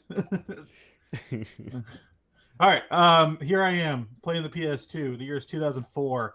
I'm also watching one of my favorite animes. What is it, Spencer? Your favorite animes? Yeah, 2004. I don't know. Naruto. Is it Boku no Pico? The answer is Ghost in the Shell Standalone Complex. I played Ghost in the Shell Standalone Complex for the PS2, a game that I've had since I was a kid. It is, if you guys aren't familiar with Ghost in the Shell, get ready for your fucking brain to hurt, because it's a series all about the philosophy of what it means to really be a human. And Ghost in the Shell is one of my favorite movies and animes. I think it's top notch. I mean, the show's basically like a cop drama, but in the future with cybercrime. The game is developed by Cavia. Cavia? I don't know. They're a Japanese developer who also made some other games that I am known to talk about, mainly the Drakengard games and the first Nier game. They also made like some Resident Evil on-rail shooters and some Dragon Quest shit or something. I don't know. But yeah, so they made a Ghost in the Shell game on PS2. And how do you turn a very serious, philosophical cop drama basically into a PS2 title? Their answer was to make it a third-person shooter, which is weird because I've never seen an anime series be turned into a third-person shooter before. It's kind of like a third-person shooter, but it has some elements of like parkour where you have to like hang on to sides of buildings and do special like stuff where you have to like jump around. It also has elements of like there's things where you can like hack the enemies and like control enemies to say get a guy with a sniper rifle so you can shoot a certain thing to open a certain door. So there's cool puzzle elements when it comes to that. You can kind of control the tanks in the game called the Tachikomas, where you can drive them around and stuff. And there's like a few levels you use that. If you just looked at it from a surface level, it's just a third-person shooter on the PS2. There's not much to really be said about that. It's just the fact that it is based on Ghost in the Shell Standalone Complex. You play as the main characters, the Major and Balto, and the story is about this rice, this like poisoned rice that's being used for like terrorist attacks, and you're basically like trying to track down like where this is being manufactured and like everything like like that. Pretty basically basic. It's just like its own episode of the anime. I just think it's really interesting that they took something as like takes itself as serious as Ghost in the Shell and made this like third person shooter game out of it. I like it a lot. I played it as a kid. I played it with friends too. It's got like a versus mode and stuff. I don't know. It's a pretty cool game. It's a pretty cool little game. I think I've caught you in a certain lie about what you're saying. You said it was What? 2004. That's when the game came out. This one you're talking about. Ghost in the Shell is your favorite anime, but my sources have told me that Ghost in the Shell was a 2017 movie with Scarlett Johansson. So you tell me. You tell me, motherfucker! Don't you even talk about Ghost. The dates. Don't just don't talk add up about here. that movie. Don't talk about that movie. Stop it. Well, help me understand, because you're telling me 2004. My thing says 2017. Scarlett Johansson.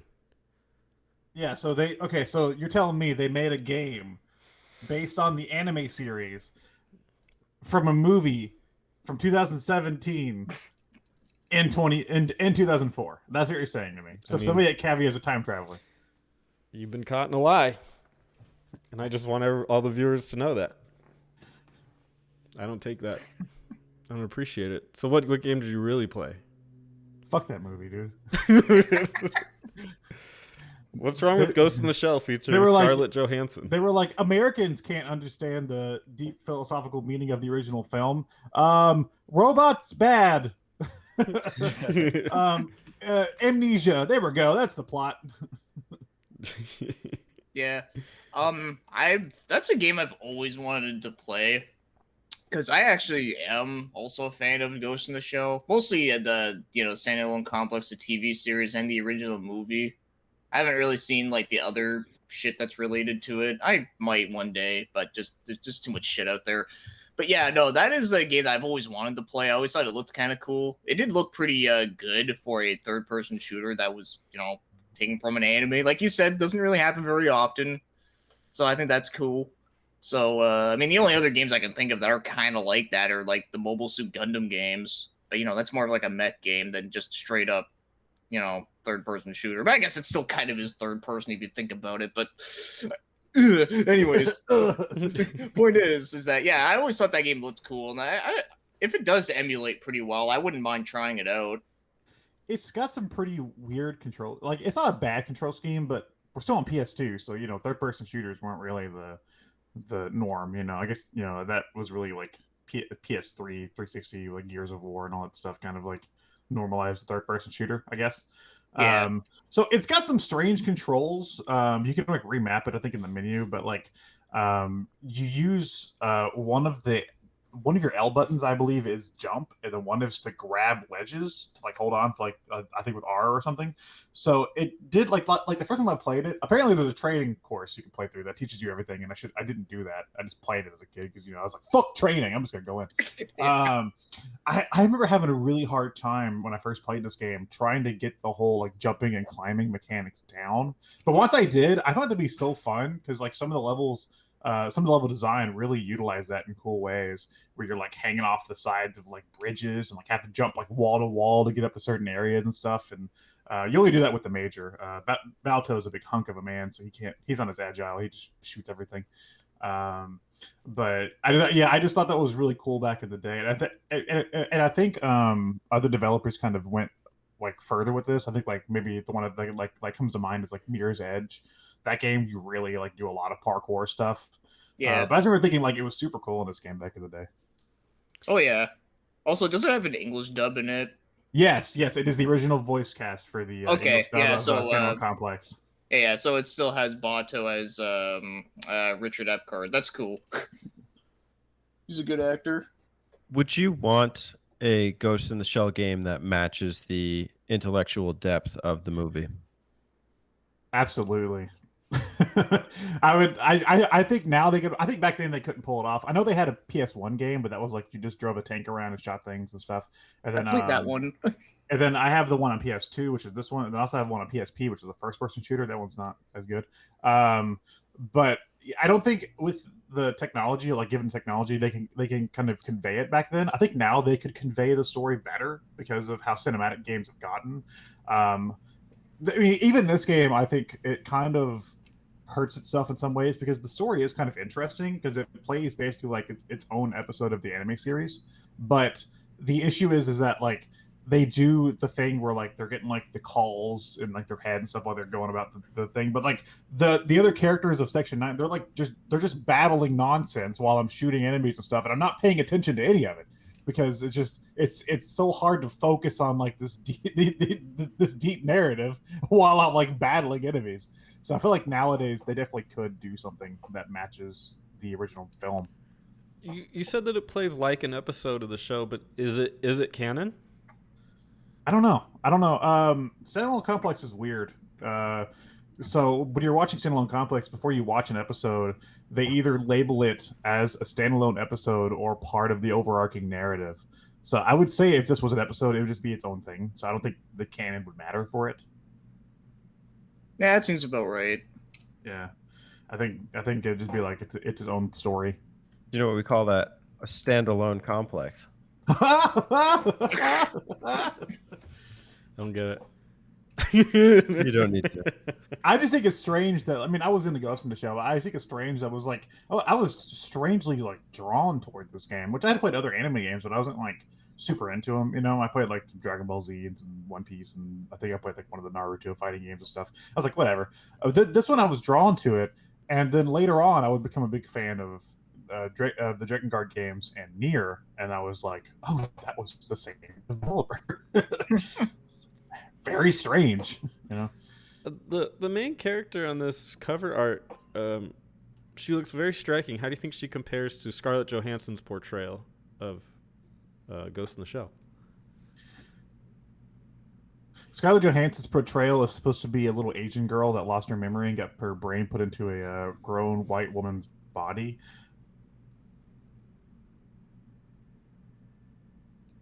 Yeah, something like that. Just want to sit on that for a minute. Sounds kind of cool. Okay. Like she's No, supposed to be an Asian girl, but it's in a white girl's body. She lost her memories, and she's like, "Who am I? Am I even human? I don't know. What am I?" And then it's like, "You lost your memories, and you have a secret past." And it's like, this is the dumbest shit. I hate that movie. Listen, if Scarlett Johansson wants to play a little Asian girl, let her play a little Asian girl. I say No, choice matters. what that was that they were like, "Oh shit, are we whitewashing this character?" No. She used to be an Asian girl. Okay, we're safe. I was just gonna say, if you actually want to watch like a recent anime film that's live action that's actually good, is the Battle Angel Alita one. That was good. Dragon Ball Evolution. I got you. No, Dude, Dragon Ball Evolution was freaking awesome. Like that was like the funniest movie. I'm gonna warn you. It is funny. I'm not gonna lie. People are not going to be happy with you. Dude, have you played the PSP game? I have. I played it. And yes, it sucks, but it's funny. Like I like the cover art where like Goku looks like he has like a fat chin. I saw that movie. My two friends were super into Dragon Ball Z. Like obviously I don't give a shit, but I came in and saw it, and I was laughing hysterically throughout. And they just had their mouths open the entire time. Like, what is this? Oh, what did they do to Piccolo? Yeah, I mean, ScarJo Ghost in the Shell is still better than that piece of shit. So it's just, I mean, I saw the live action Ghost in the Shell in theater. So my friend also loves Ghost in the Shell, and we both walked out and we were like, nah. Let's all give it up for the Sonic movie. It was good. The best anime movie. Yeah, It was good. I liked it. Spencer. Yeah, it was all right. It was probably one of the better video game movies. The best anime movie confirmed. Sonic. Jim Carrey, the best anime villain confirmed. Yes. But anyway, yeah, Alright. that was my game. Thank you. Ghost Thank you in for the, playing your PS2. Ghost in the Shell.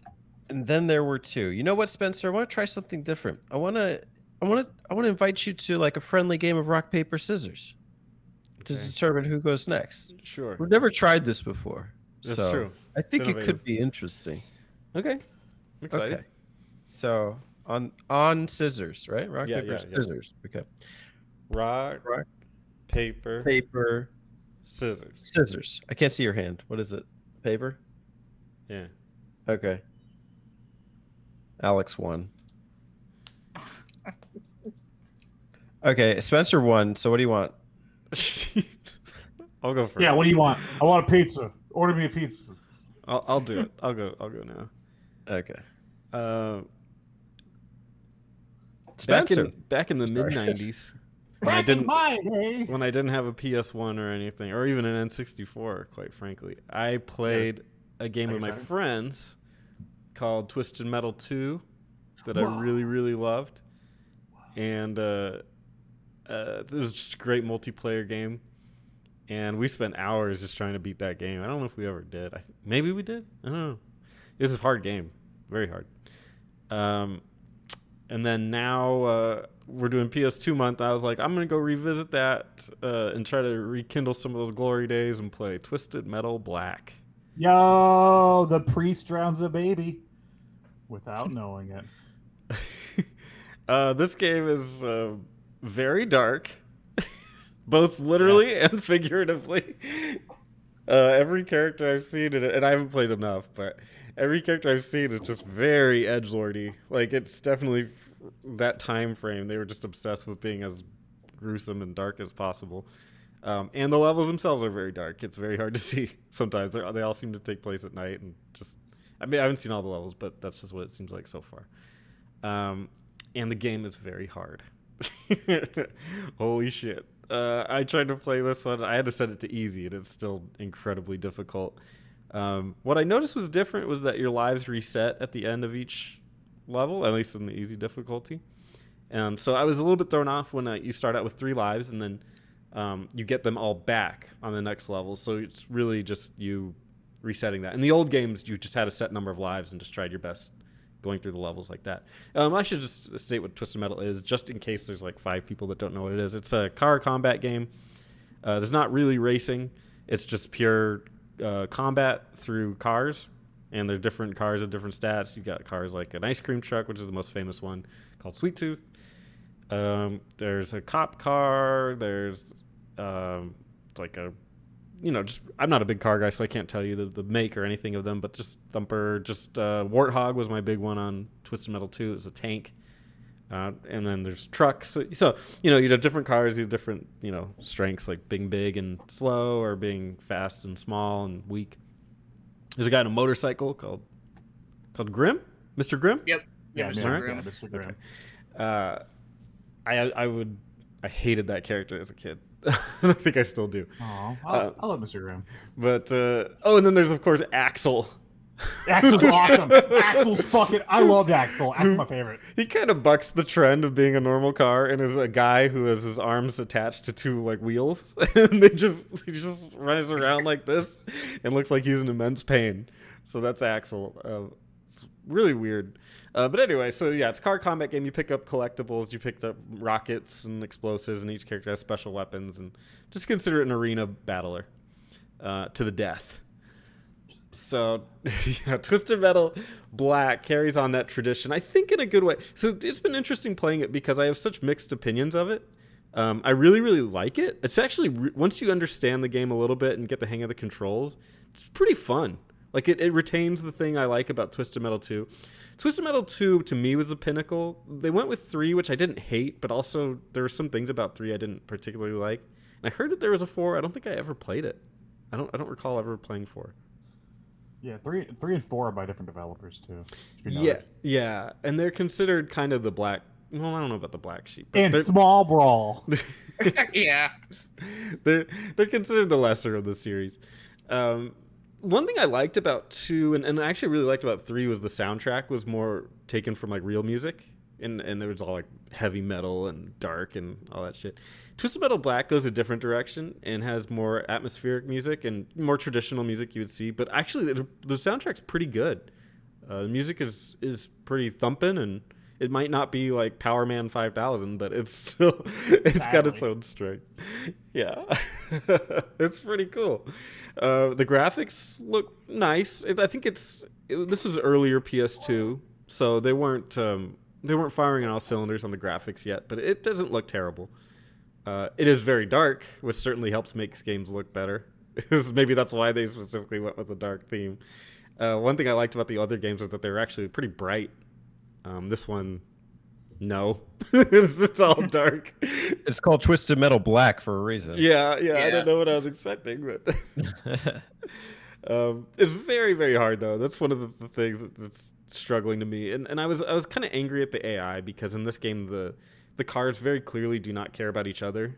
They kind of just care about killing you. And maybe I was always wrong about the ones on 2. Like as a kid, I just didn't piece it together. Maybe the AI was like that. I don't remember. But in Black, it's very, very clear they do not actually battle each other. They just want to kill you. So I kind of wish it was more as a tournament instead of just everyone trying to kill you.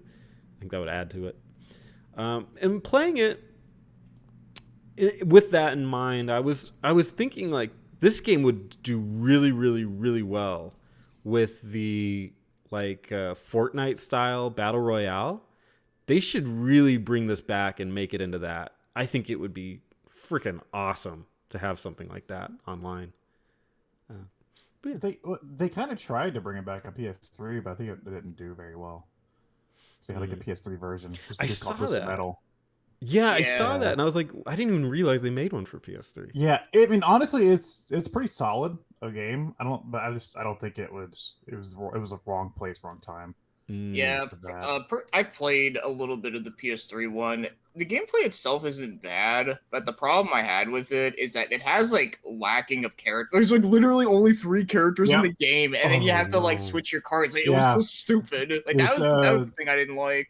Yeah, Sweet Tooth, Mr. Grimm, and Dollface. Those are the only characters.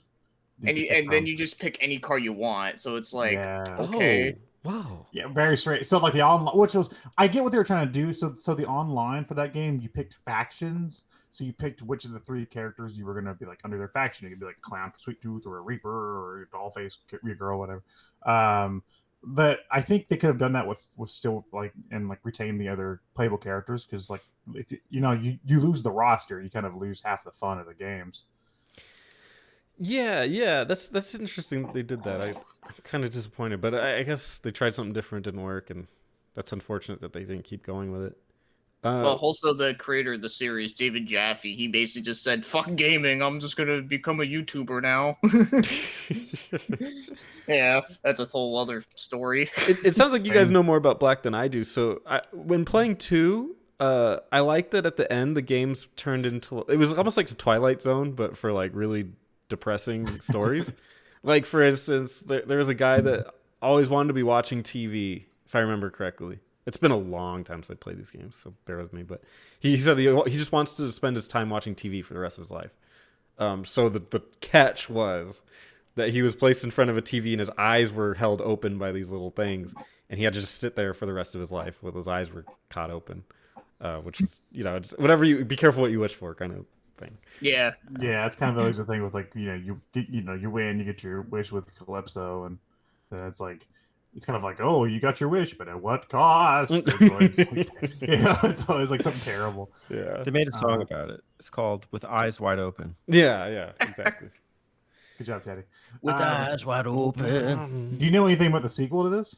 No. Tell me. I actually have the PS2 version of Head On, which is a PSP game, and the PS2 version actually comes with like some different like documentaries and stuff like that. So the sequel to Black, I forget what this was called, like something Harbor. I forget what the name was. It was canceled because a lot of the staff like died in like a plane crash. Yeah, I heard about that. They actually released what was finished is on the PS2 version of Head On. because they wanted it to be out there somewhere. You can kind of look at it, and they show things that were supposed to be like a thing, like so, like Sweet Tooth supposed to be like walk around like adventure levels and stuff. And there's Whoa. maps that they finished, but they just where a lot of the team passed away. They just weren't going to finish the title out of respect. They just weren't going to do that. They're like, this is what got finished. Just check it out. And it's just like it's a lot.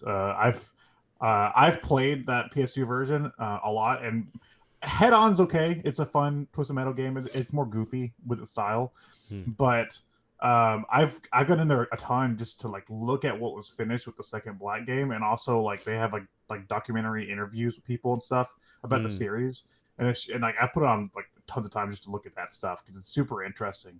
Because that was like before the internet was really like a big thing. Now now you can go on YouTube and they're like every Monday it's like fucking Digital Gaming is like here's a thing you didn't know existed, but like this is like canceled content, like cut content that's just like nobody was supposed to see. Wow. It's just like here you go. Yeah, So I had depressing. that game too, the Head On PS2, and yeah, I remember it actually being pretty cool. That's so depressing. That's sorry to hear. That's a shame because the series is actually. I mean, you think it would age kind of well too. Like they could. I mean, the PS1 games are pretty brutal, to be honest. Like if you tried playing them, it's kind of rough. So Teddy, I don't recommend it. But just, Thank you. It's something to look into. Like we'll just look at videos and be like, oh, that's kind of cool. That clown on the cover of the first one traumatized me. I was like, I'm never gonna play this. I love Sweet Tooth. Yeah, no, I thought it was creepy as shit too. I was like, why would I pick this as a game to play to put in my console? But you think like the concept would really transfer to today? That think sounds it would- great. yeah, like combat cars. Yeah. Let's go. Yeah. Like what does I everybody know about Mario Kart? They know that you can shoot fucking turtle shells at each Well, other. this is basically like Mario Kart arena mode, but with guns and missiles Yeah. and death and violence. Yeah.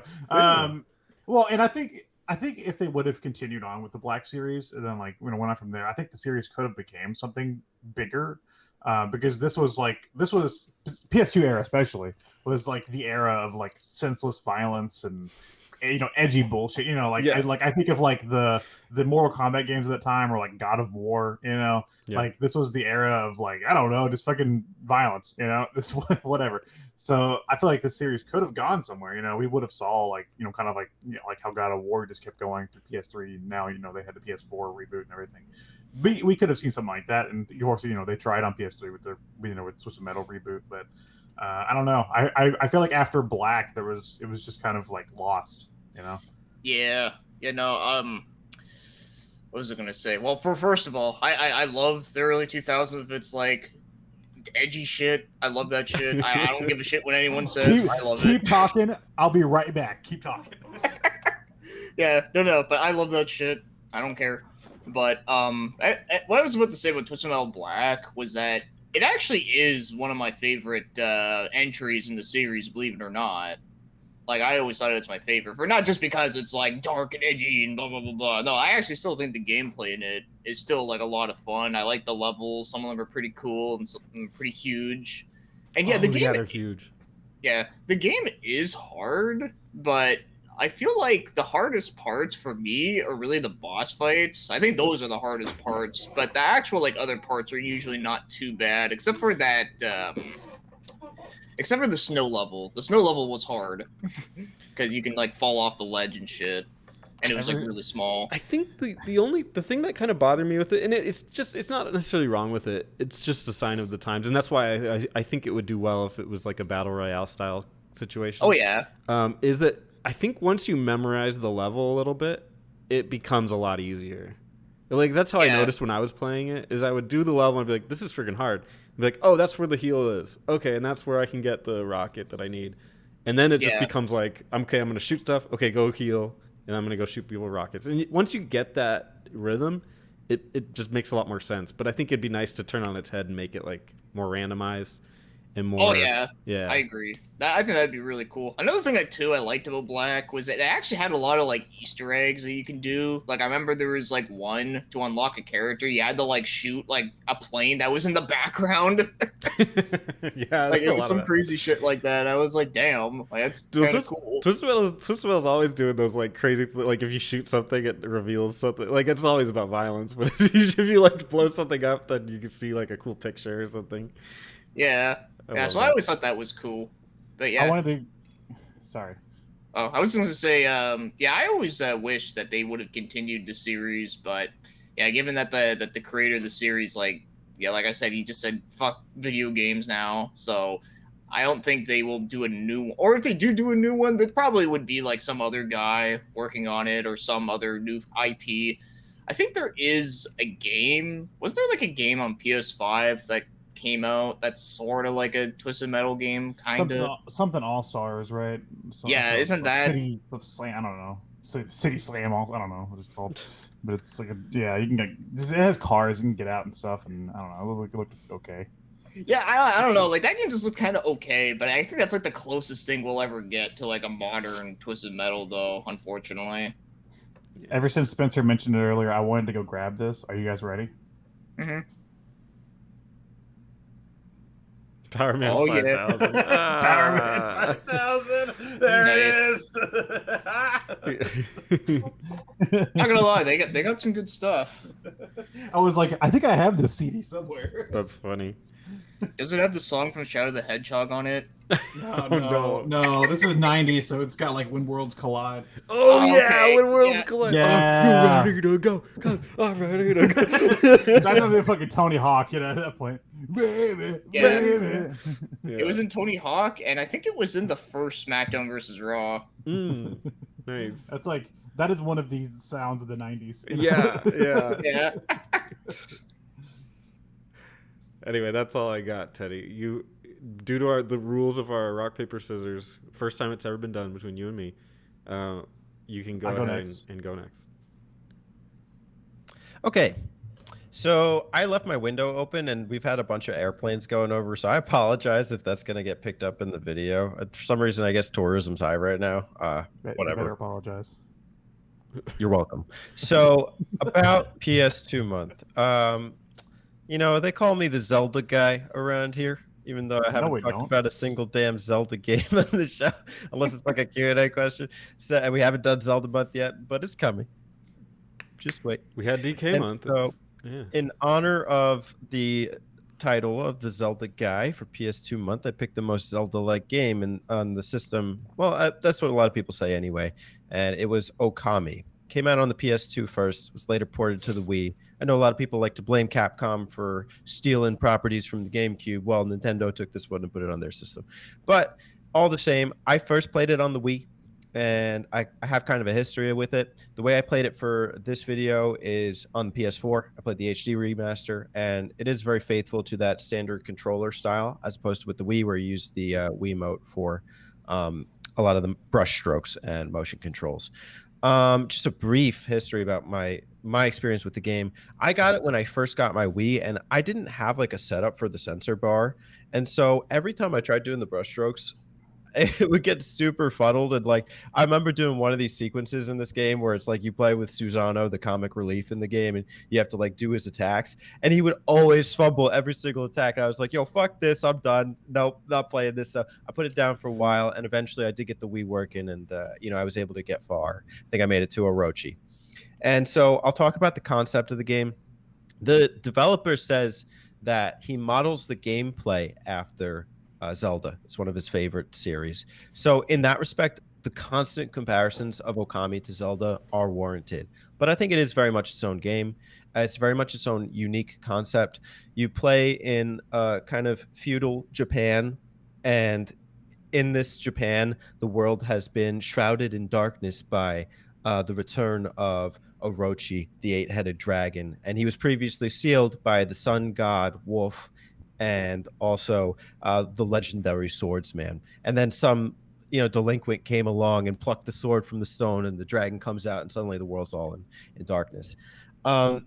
Really a beautiful concept in that you come back to life as the sun god in the form of Amaterasu, the in the form of a wolf, and you're granted what's called the celestial brushstroke, and you can paint the world back to life. And it actually works really well even with the standard controller. I love how like there's this kind of like constant diversity and variety within the game in what you're doing. One minute it could be exploring and adventuring, another it could be you go into combat with some characters and you can blend using the brushstroke and standard attacks. Another it could be helping villagers. You could see a dead tree and you could bloom it back to life. Other times you could be seeing a constellation in the sky and then you draw the dots there. And then other times you could be helping in some of this fun comic relief throughout the game. It really is a very interesting in the gameplay sense of you get many techniques. It's not like Zelda where it's like, okay, I got the hook shot, all right, I got to use that in this temple, all right, let me go to the next temple, I get the arrows, okay, let me get the light arrows.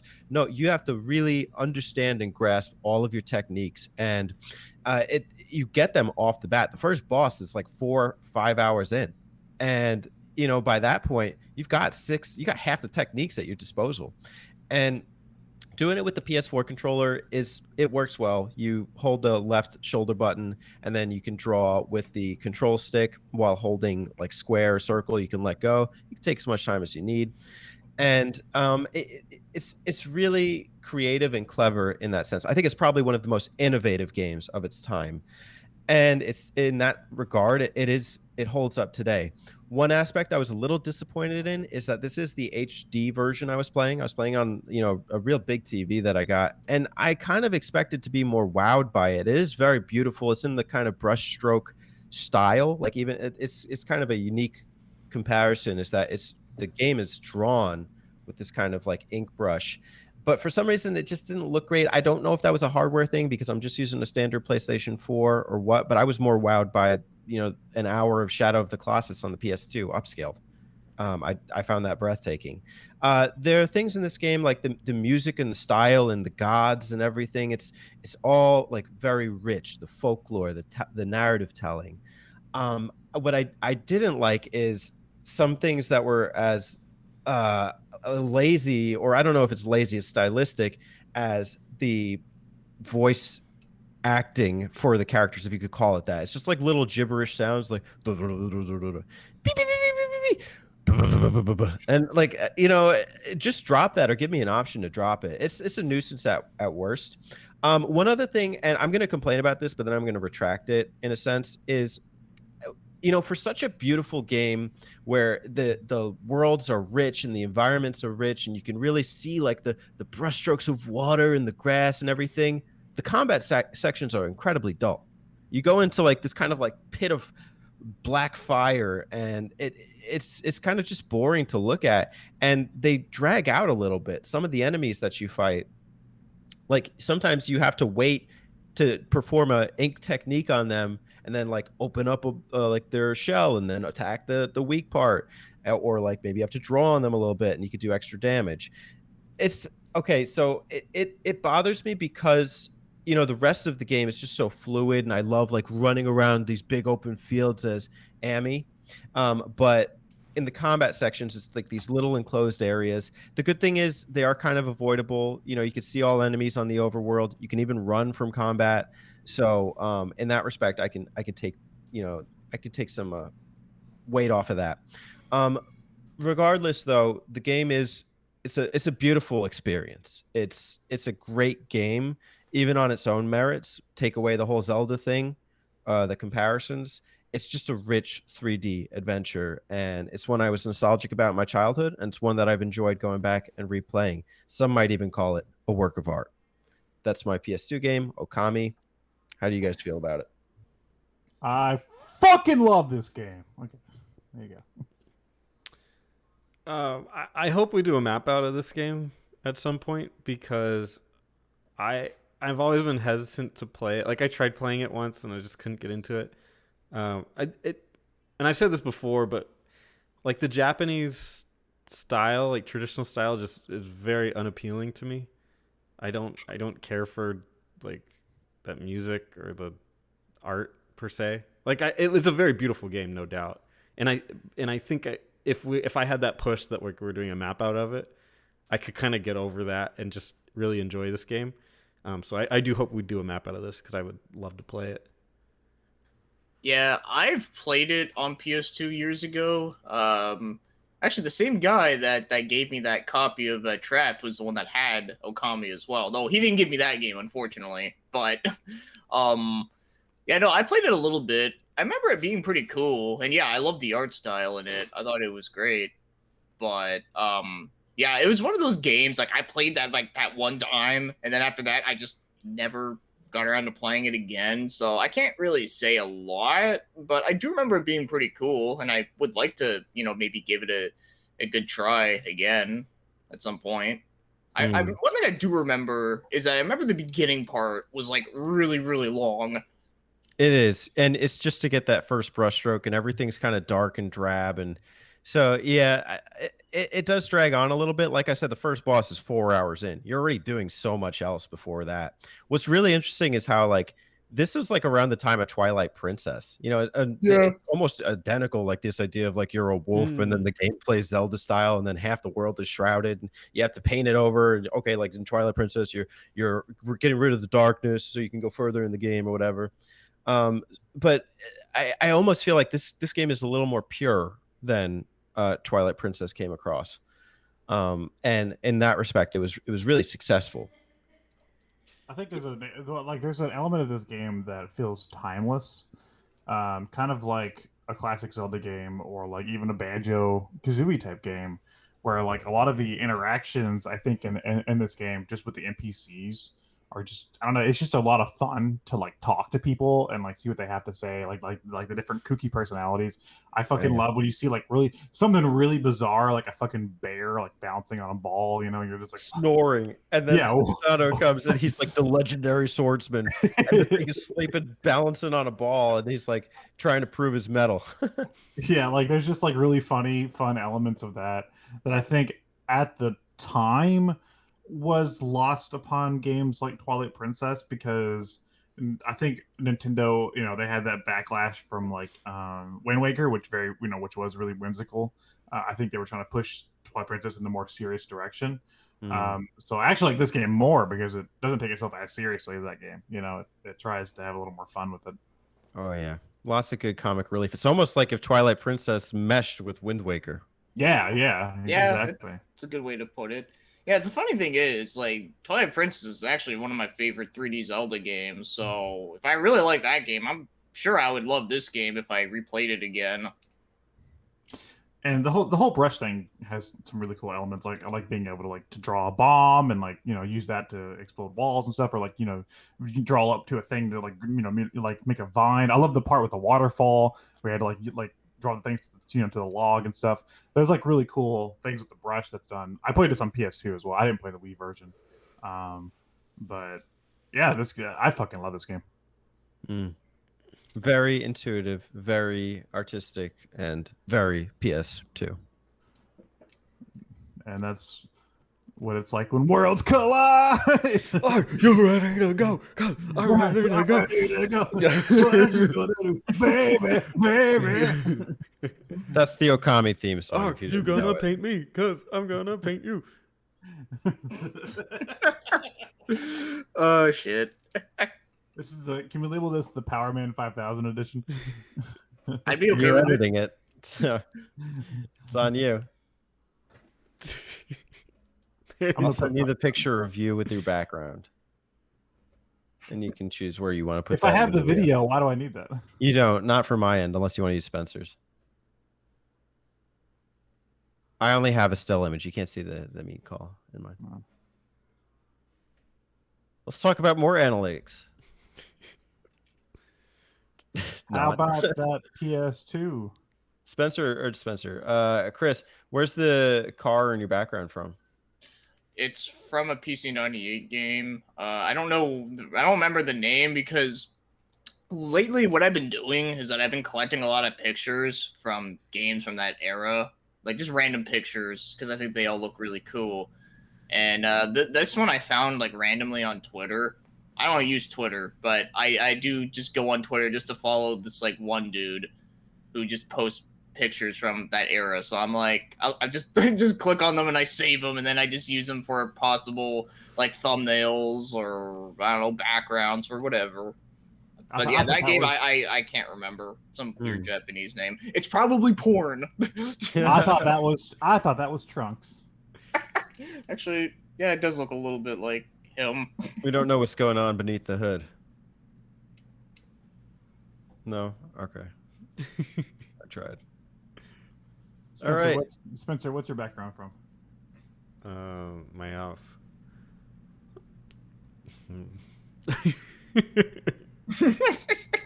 Is that ice cream truck still out there? Oh, I think they're long Sweet gone. Tooth. Yeah, it was Sweet Tooth saying you better say good things about Twisted Metal Black. Yeah. Did you ever hear that apparently they want to make it into a movie? Twisted Metal? Yeah. Ooh, You know, shit. I think I did hear that. Yeah, I Don't. think- It just sounds like Death Race. It just sounds like Death Race. It does, but I don't know. I mean, does Death Race has a killer clown in it? No. Does it have like a dude like on like a fucking axle? No. It's got Jason Statham, Yeah, I mean, right? Right, he was in guess. there, right? yeah, I think he was in. Well, he's in the newer Death Race. There's actually a really old Death Race from like the 70s where it actually had Stallone in it, and he was a bad guy. Yeah, No. so yeah, that's kind of cool. Okay, let's come up with a really thoughtful question to end for BioPhoenix. If you had to say there was only one game you could play on the PlayStation 2, what would it be to any viewer or gamer? And why is it Nickelodeon Bubble Bath? Where you scrub Jimmy Neutron Take a bath with Jimmy Neutron. from the front. Oh my god. Brain Blast! Oh, that's so awful. Imagery. Oh shit. Okay. One game. Shit, man, that's hard because like you're picking one game out of like what, like 2000. Yes. like Jesus, like how do you do that? Especially the fact that you know me, I like a lot of weird shit. Like, you know, like I like well, not just like games like Trap, but I even like shit like what's that like one game that I really like on PS2 that's like really like off the wall. I think it was why is the name escape me right now? Oh, there's this okay, there's this one game I know on PS2. It's called Dream TV something. It's like a Smash Brothers clone, but the people that are in it are like really batshit like craziness. Like it has like Simon Belmont from Castlevania. It has you know, some people from like Hudson Soft Games, like you know, Adventure Island. And then it also even has fucking Optimus Prime for whatever reason. I don't know. It's like Konami, Hudson, and Bandai. Yeah, you know the one. Yeah, that game is hilarious, and it's great. I mean, it's not like the best Smash Bros. Clone ever made, but you know, it's fun. It's amusing. I mean, like you get to use Optimus Prime and punch people in the face to like whoever. Like it's good shit. It's hilarious. So I don't know. I'd say just play that game. I forget the full name of it. I remember it was like Dream TV something. I mean, type it.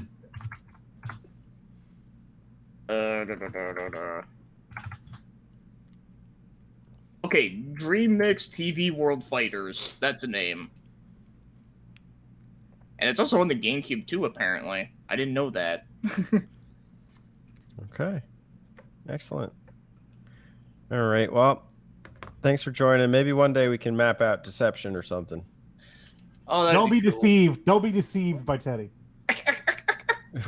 We're going to surprise you, and it's actually like super columns. Oh, God. Oh, no, you guys are going to map out Eternal Quest. We're gonna take a look at every single floor of that game and like how like you're gonna die at like every single one of them and you have to restart at the beginning. Join us for a floor map out of Eternal Quest featuring BioPhoenix. God, you know, there needs to be an Eternal Quest challenge where people need to survive and see how long they would last while playing it. How long would you last? Me? I actually did do a stream like that. It was called How Long Can I Survive Playing the Worst RPG? I still have it up on my channel, and it's an archive stream. And I think I lasted about 3 hours. But I'll be honest though, like about like halfway through that 3 hour mark, like I wanted to quit, but then I was like, no, I'm doing this for you guys. How long would you last playing Clue Clue Land? That's a good question. Yeah, you know, I never actually played that game for that long, so like I don't know. If you put your mind to it.